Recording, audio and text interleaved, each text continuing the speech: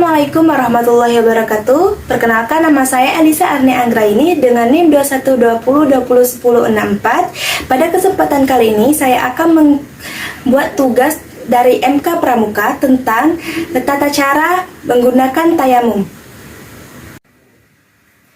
Assalamualaikum anak-anak. Waalaikumsalam Kak. Wah, semangat gak nih hari ini untuk belajar pramuka? Semangat.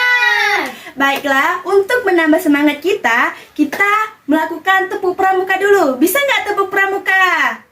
Bisa. Kita bareng-bareng ya. Ikutin kakak dulu, baru kita bareng-bareng. 1, 2, 3. Tepuk pramuka.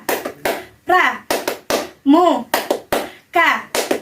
Praja Muda Karana. Yes, udah bisa? Bisa. Ayo bareng-bareng ya. 1, 2, 3. Tepuk pramuka. Pra, mu, ka. Praja Muda Karana. Yes. Udah semangat kan belajarnya? Sudah. Karena udah semangat tadi nih, udah tepuk pramuka juga, kita akan memulai pembelajaran. Pembelajaran kita hari ini ada dalam SKU, yaitu siaga bantu. Dalam butir pertama yang tentang religius, yaitu tata cara bertayamum.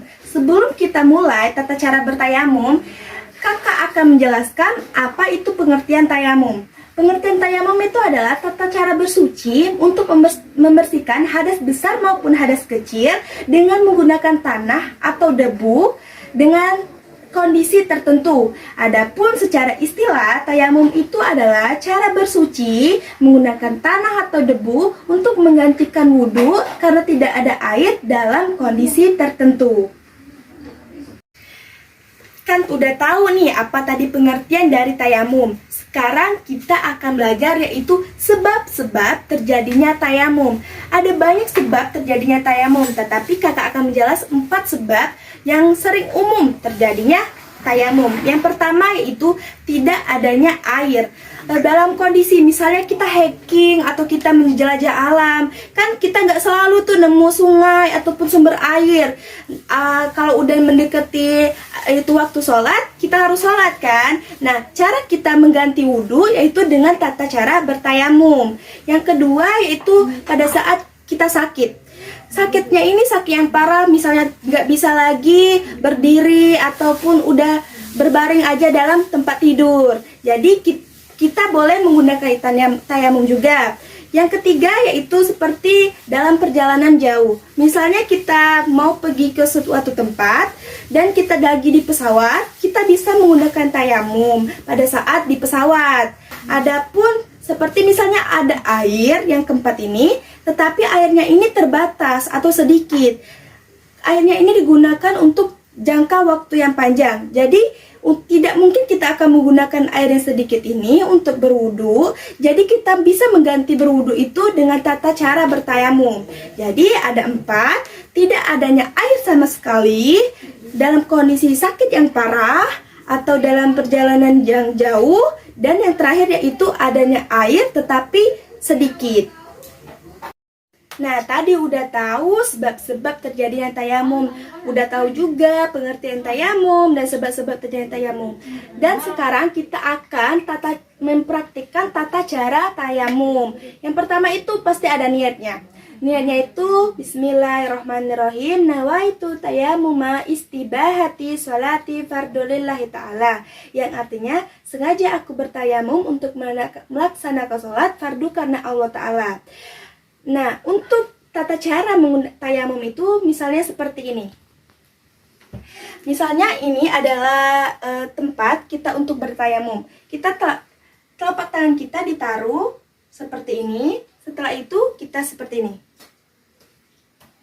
Sebanyak 3 kali. Setelah itu usapkan ke seluruh wajah dari sini. Nah, sudah seperti itu, kita ambil debunya lagi dan lakukan sebanyak 3 kali juga. Setelah itu di tangan, 4 jari ini bertumpuk dengan 4 jari tangan kita seperti ini. Dari ujung jari sampai ke siku. Setelah itu dibalik. Sela-sela jari jempol ini mengenai tangan kita. Nah, seperti ini. Setelah itu, pas seperti ini dibalik. Nah, digantikan ke tangan sebelahnya dengan tata cara yang sama. Seperti ini. Setelah itu, selesai. Nah, itu adalah contoh dari tata cara bertayamum. Dan untuk doa setelah bertayamum itu sama seperti doa setelah berwudu. Adik-adik, kita udah belajar pengertian dari tayamum, sebab-sebab terjadinya tayamum, dan juga tata cara bertayamum dan niat dari bertayamum itu. Kakak harap sebagai pembina di sini, adik-adik bisa melaksanakan tayamum itu pada saat kita nanti di hiking di hutan atau menjelajah alam. Kita bisa menggunakan tayamum ini untuk menggantikan berwudu. Kakak harap kalian bisa memahaminya dan mempraktikannya. Mungkin ini adalah materi yang bisa kakak sampaikan untuk adik-adik pada hari ini. Semoga bermanfaat. Bila ada salah kata, kakak minta maaf. Kakak akhiri. Wassalamualaikum warahmatullahi wabarakatuh. Waalaikumsalam warahmatullahi wabarakatuh. Sampai jumpa di lain kesempatan. Oke.